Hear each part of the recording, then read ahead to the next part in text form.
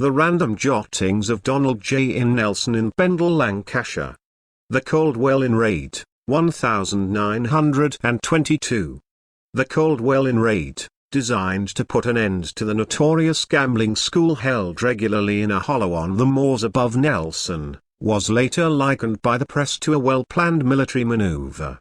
This may seem a rather over-the-top solution, but over 100 men were often present during these illegal sessions at Coldwell, and almost 70 gamblers were prosecuted following the raid on 17 October 1922. The local police had made many previous efforts to close down and end the operation. Wives complained that their husbands were squandering money they could ill afford there, and were selling their wives' and daughters' jewellery and the shirts off their own backs, literally, to raise stake money. The stakes were high, and gambling on coins tossed from a wooden board took place almost every afternoon and evening, with Sunday being the busiest day.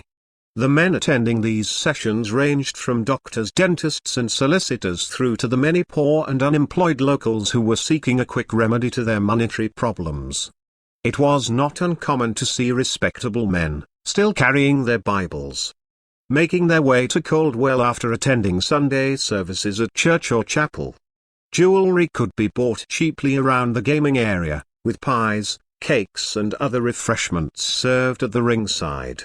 This all added up to big business, and the enterprise was well run, with its own binocular-wielding lookouts and sergeants to ensure security and sound the alarms if they spotted police approaching.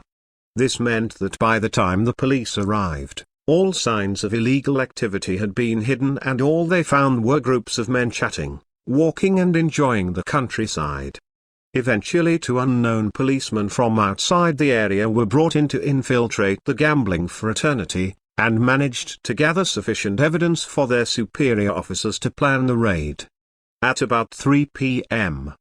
on a dull October Sunday, the Nellson officers left their coach at the top of Barker House Road. They climbed the wall and began to approach the natural moorland amphitheatre where the gamblers gathered. At the same time, a coach car near along the top road from Crawdon, whilst yet another approached from Paddiham via Briarcliff and Hargate. In this way, over 100 policemen led by Superintendent Cleal and Chief Inspector Riley, completely encircled the ring. By the time the sentries sounded the alarm, it was too late for the majority of the gamblers to escape, although many tried to make a bolt for it by scaling walls and climbing ditches. Whichever way they went, they found policemen blocking their paths, and most gave up quietly.